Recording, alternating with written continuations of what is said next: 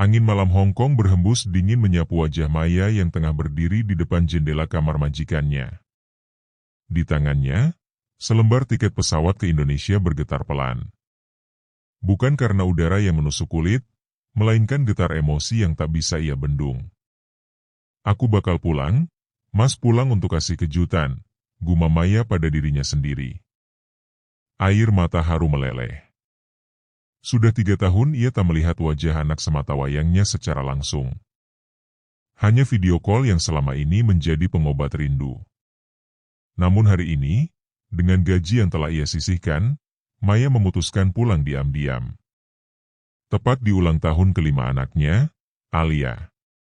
Ia ingin melihat wajah suaminya, Dimas, yang selama ini menjadi pengasuh dan penopang rumah tangga selama ia merantau. Setidaknya, itu yang Maya pikirkan. 2 hari kemudian, Maya tiba di Indonesia.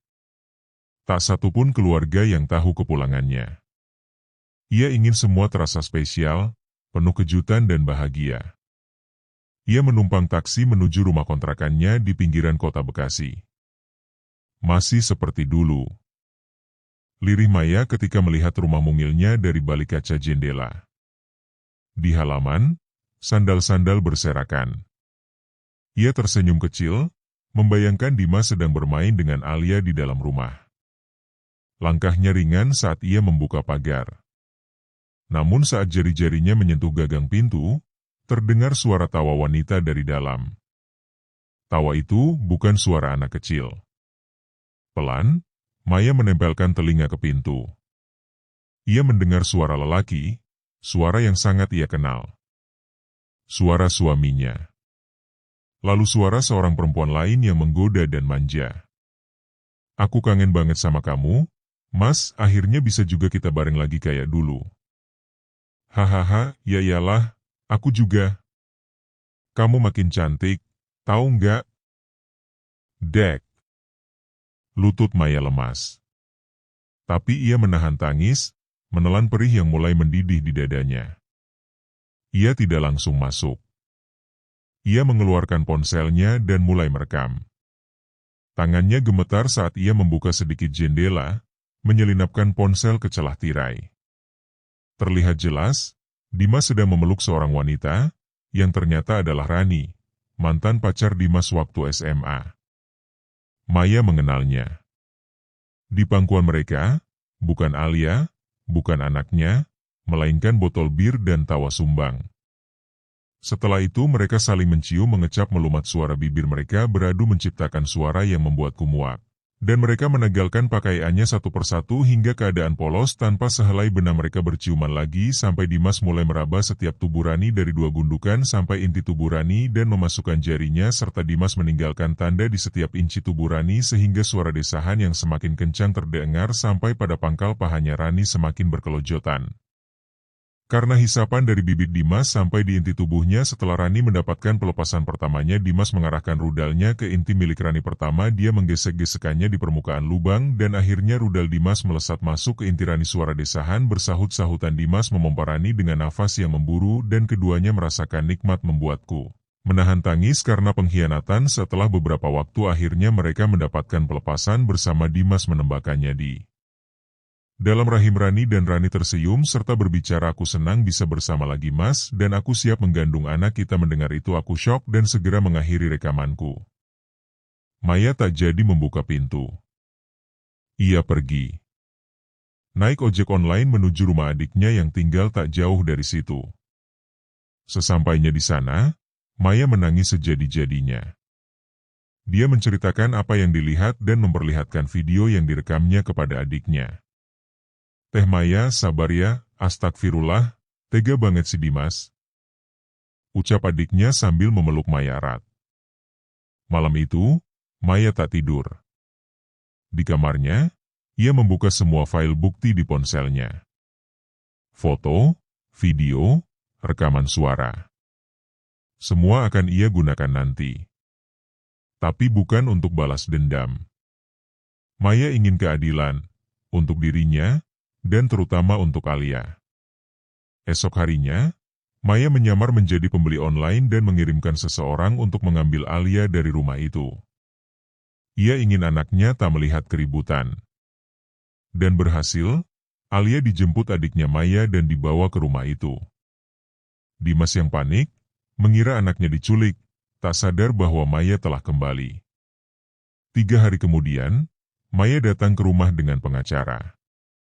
Tak ada tangis, tak ada emosi. Ia hanya menyerahkan satu map berisi bukti perselingkuhan suaminya. Aku minta cerai, Mas. Semuanya sudah cukup. Dimas pucat. Rani yang ada di rumah itu buru-buru sembunyi ke dalam. Dimas meraih tangan Maya. Sayang, jangan gini, aku cuma hilaf. Maya menatapnya dengan sorot dingin. 3 tahun aku kerja jadi pembantu di luar negeri buat kamu dan Alia. Uang yang kamu pakai buat traktir pelakor itu dari hasil cucian baju kotor orang lain. Dan sekarang kamu bilang cuma hilaf? Tak ada teriakan, hanya ketegasan. Dimas tak bisa berkata-kata. Ia tahu, hidupnya akan berubah drastis. Tanpa Maya, ia bukan siapa-siapa. Ia tak punya pekerjaan, tak punya tabungan.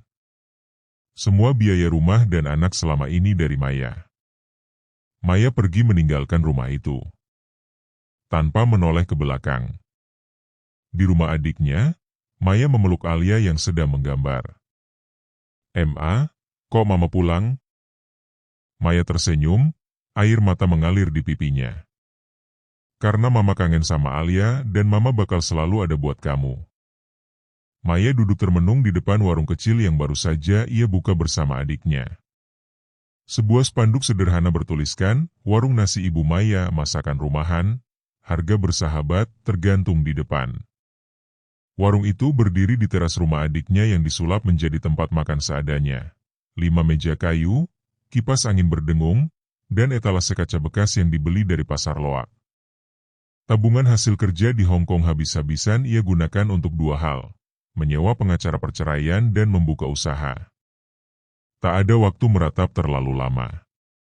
Maya tahu, dia sekarang adalah ibu tunggal. Hidupnya tak lagi tentang pasangan, tapi tentang Alia, anak kecil yang tak berdosa namun menjadi korban ketidaksetiaan. "Teh Maya, pelanggan pertama datang tuh," ujar Nia, adiknya, sembari menunjuk ke arah seorang tukang ojek online yang turun dari motor. Dengan sigap, Maya menyambut. Senyum yang ia lemparkan mungkin belum sepenuhnya tulus, masih ada luka dalam hati, tapi ia berusaha semampunya. "Silakan, Mas.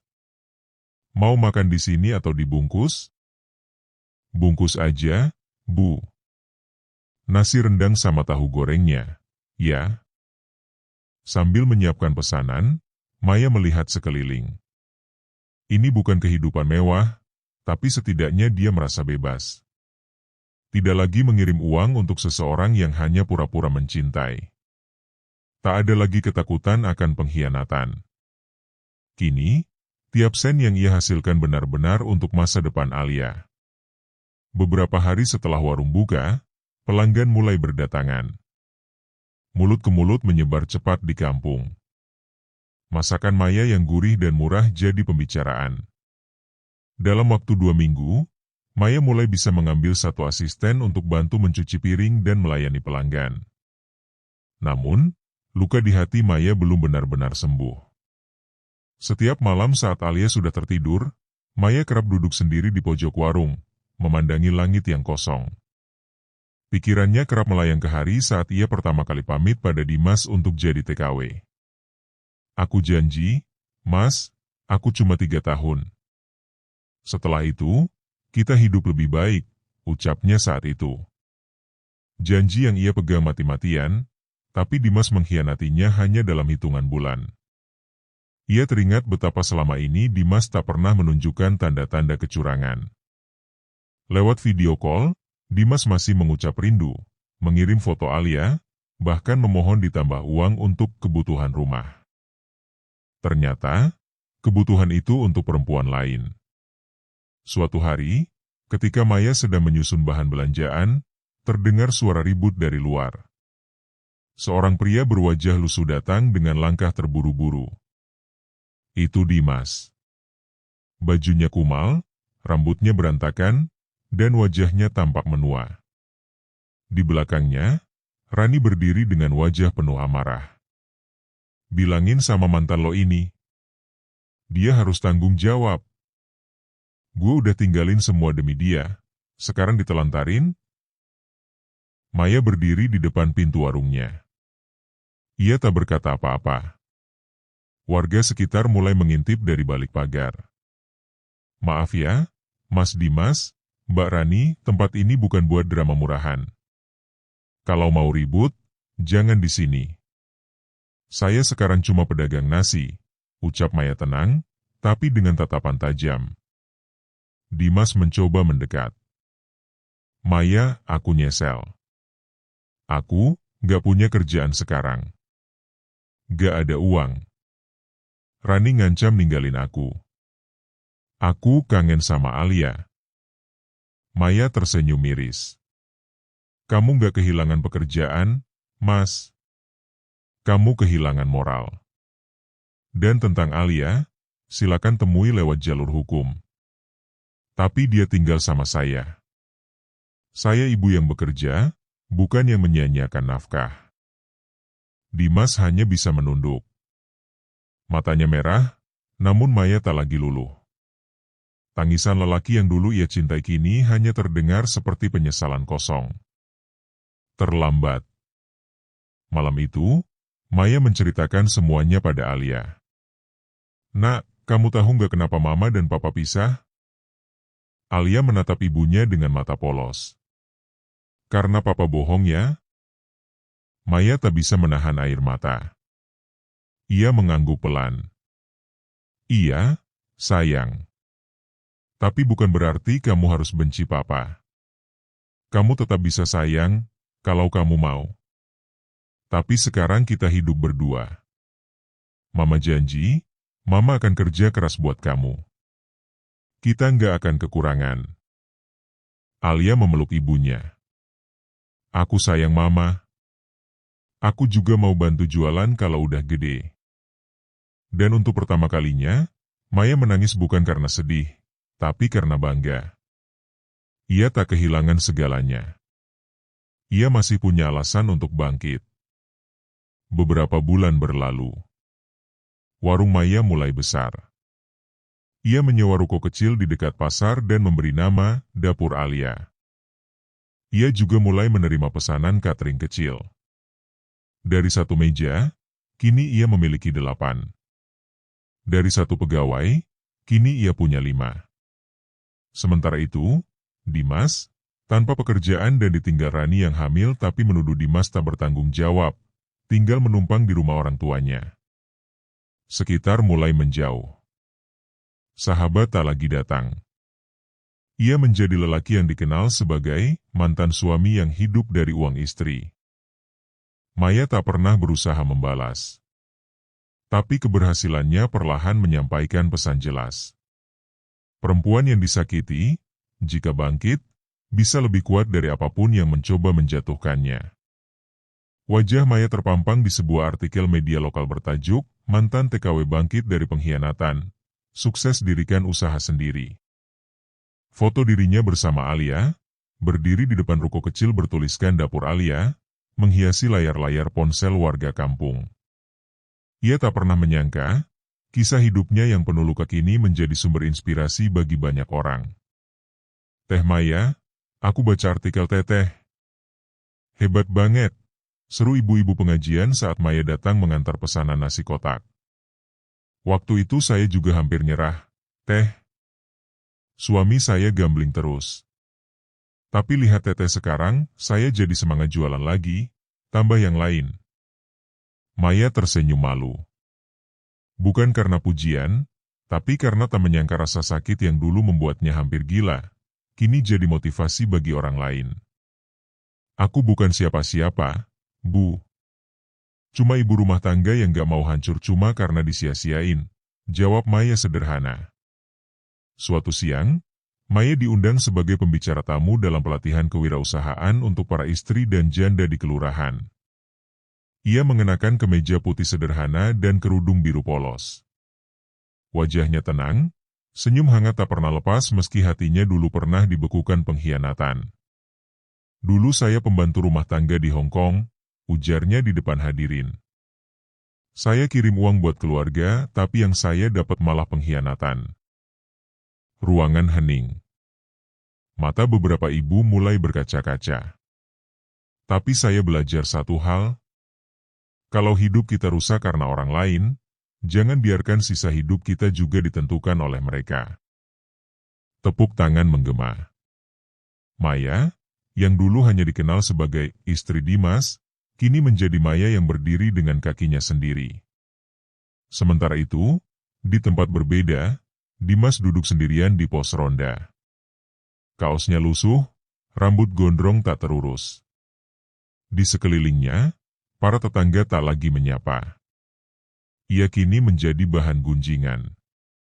Anak-anak pun menjuluki rumah orang tuanya sebagai rumah mantan suami yang nyakitin TKW.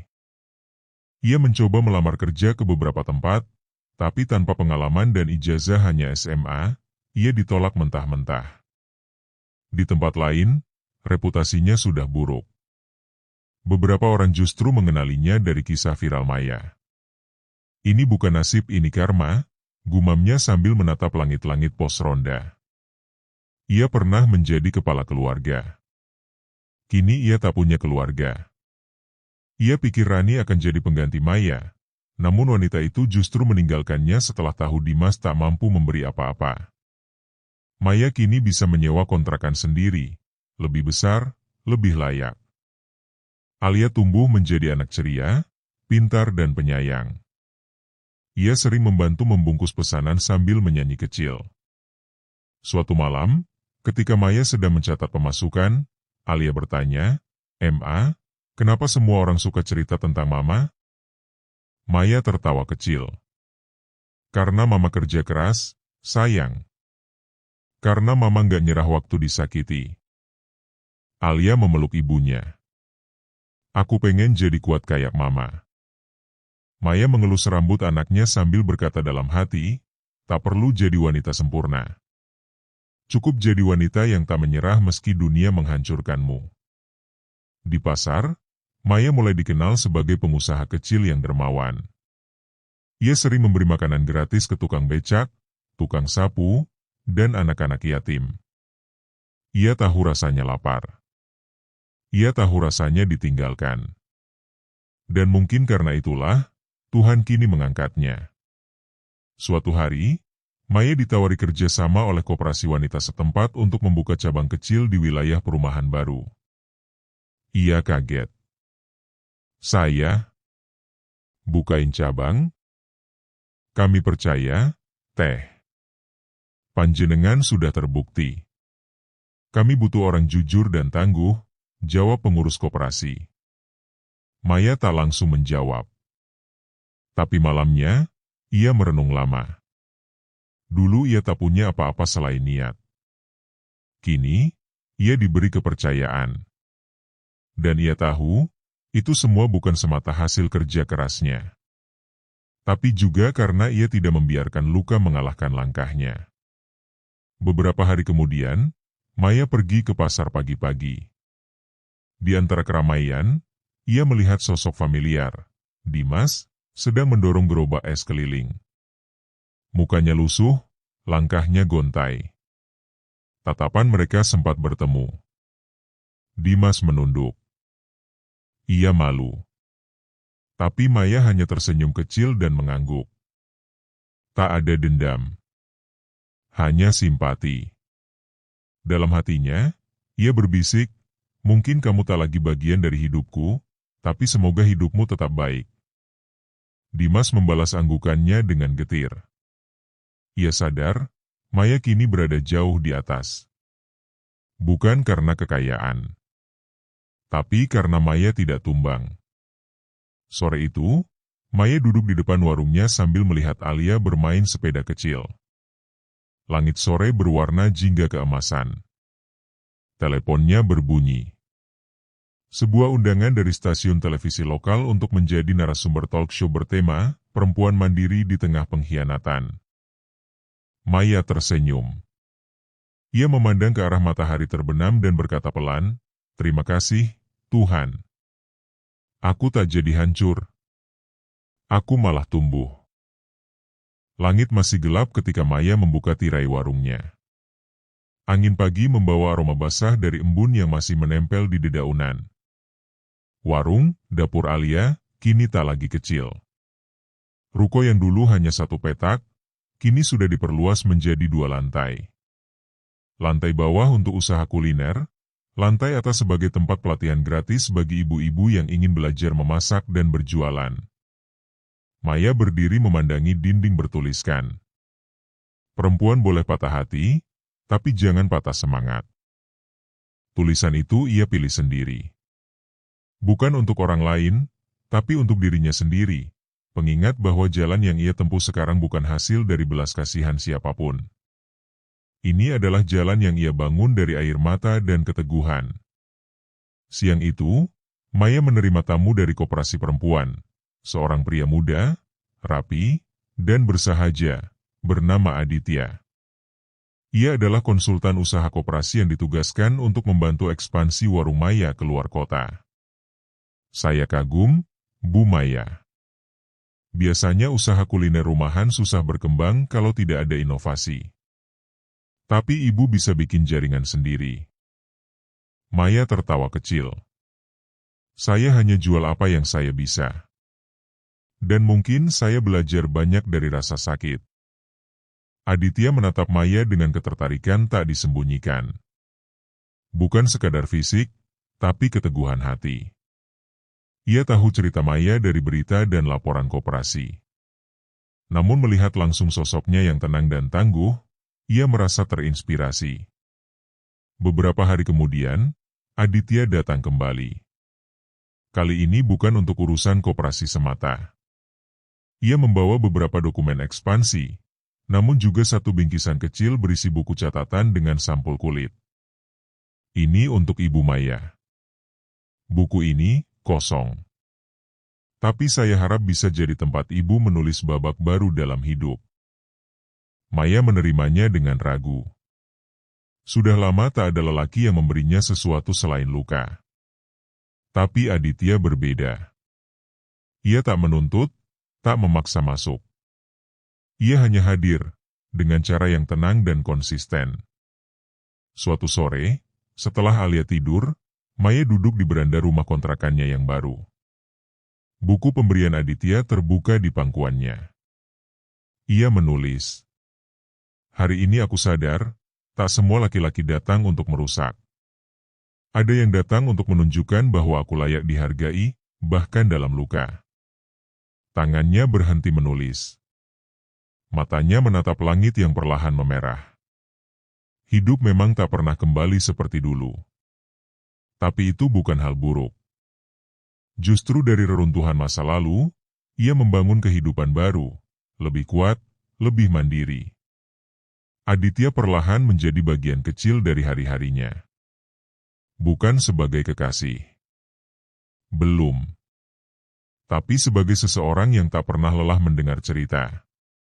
Ia sering datang saat Maya butuh ide baru untuk usaha. Kadang juga ikut menemani distribusi catering ke luar kota. Maya mulai membuka sedikit hatinya, tapi bukan karena kesepian. Ia membuka karena melihat seseorang yang tidak mencoba menyelamatkannya, melainkan menghargai keberaniannya menyelamatkan diri sendiri. Suatu hari, Maya mendapat pesan dari sekolah Alia.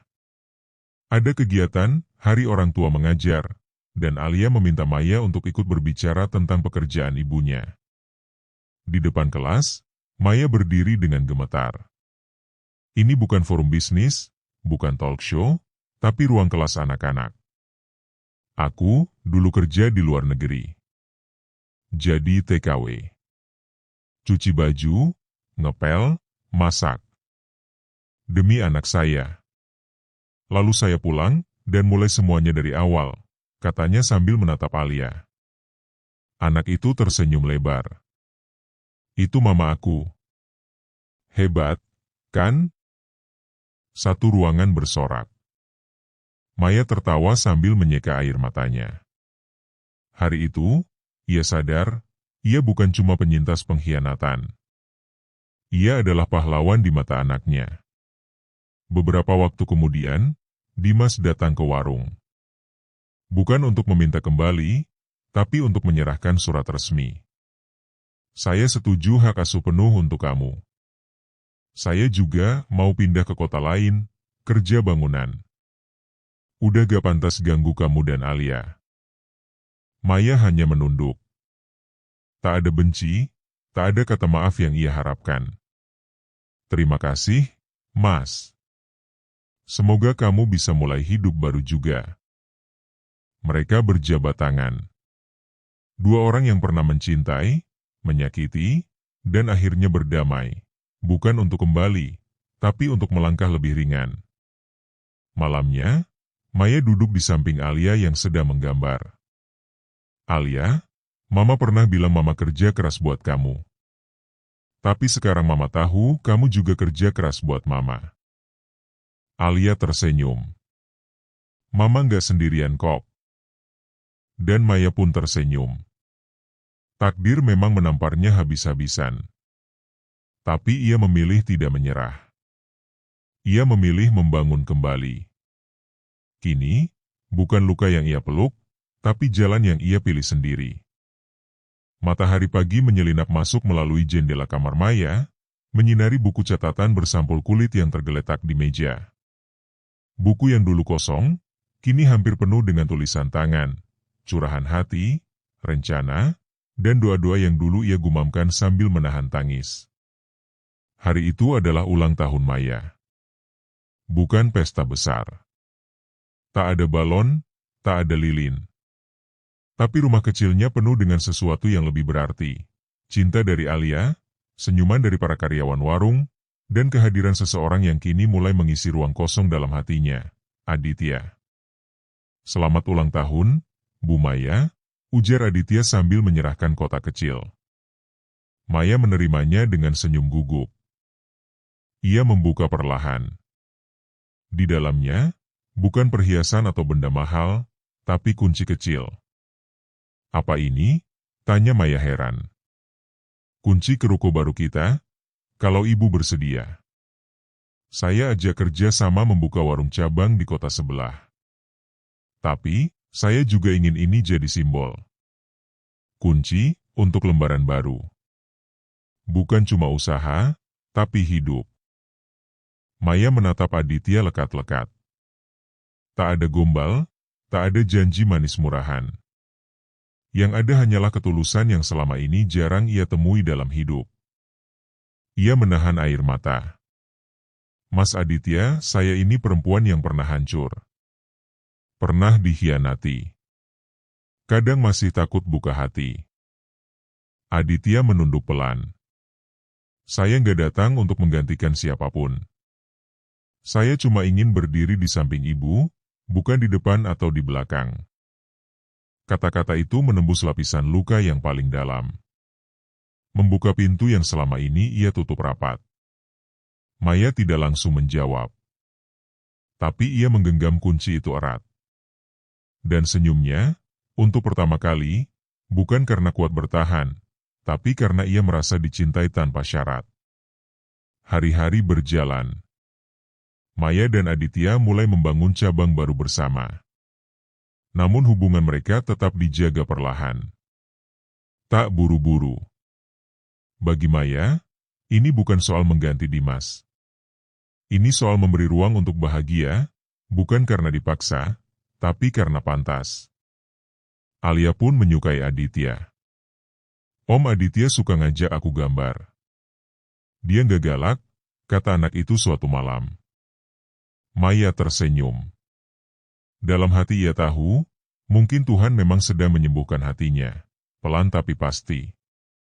Pada suatu acara peringatan Hari Perempuan di kelurahan, Maya diminta memberikan sambutan. Ia berdiri di atas panggung kecil, mengenakan gamis sederhana. Di hadapan puluhan ibu-ibu, ia berkata, "Saya berdiri di sini bukan karena saya sempurna. Tapi karena saya pernah terjatuh dan memilih bangkit. Tepuk tangan mengalun. Saya pernah dicintai dengan kebohongan. Pernah ditinggalkan. Tapi saya tidak menyerah. Karena saya percaya, kita semua punya hak untuk bahagia. Tapi bahagia itu bukan dicari dari orang lain, bahagia itu dibangun dari keberanian untuk tidak lagi bergantung pada siapapun yang menyakiti kita. Beberapa wanita menangis. Maya tahu, banyak dari mereka menyimpan luka yang sama. Dan hari itu, ia bukan sekadar narasumber. Ia menjadi cermin kekuatan yang bisa mereka lihat dalam diri sendiri. Tahun berikutnya, Dapur Alia telah memiliki 3 cabang. Maya mempekerjakan para janda, ibu tunggal, dan korban KDRT yang ingin mandiri secara ekonomi. Ia membangun sistem pelatihan, koperasi kecil, dan bahkan membuka program beasiswa untuk anak-anak perempuan tak mampu. Suatu hari, ia berdiri di halaman rumah, memandangi Alia yang berlarian mengejar kupu-kupu. Di sampingnya, Aditya berdiri, diam-diam menggenggam tangannya. Terima kasih, Maya. Bukan karena kamu kuat, tapi karena kamu mau bangkit meski kamu bisa saja memilih menyerah. Maya menoleh, menatap lelaki di sampingnya. Terima kasih juga, karena kamu datang bukan saat aku butuh diselamatkan, tapi saat aku sudah selamat. Dan kamu memilih tetap tinggal. Mereka tersenyum. Tak perlu janji cinta. Cukup komitmen untuk saling menghargai luka yang ada dan saling menjaga agar tak menambah luka baru. Suatu malam, Maya membuka kembali halaman terakhir buku catatannya. Ia menulis, "Aku pernah disakiti oleh orang yang kucintai, tapi aku tidak memilih menjadi orang yang penuh benci. Aku memilih menjadi lebih kuat. Kini aku tahu, kebahagiaan bukan akhir dari cerita, tapi awal dari kehidupan yang kutentukan sendiri." Ia menutup buku itu, menyimpannya di laci. Bukan untuk dilupakan, tapi untuk dikenang, sebagai bukti bahwa perempuan sepertinya bisa bangkit, berdiri, dan bahagia tanpa harus bergantung pada siapapun. Dan malam itu, Maya tidur dengan damai. Bukan karena hidupnya sudah sempurna, tapi karena ia telah menemukan versi terbaik dari dirinya, yang tak hancur meski dihancurkan, dan tak pahit meski dilukai. Tamat.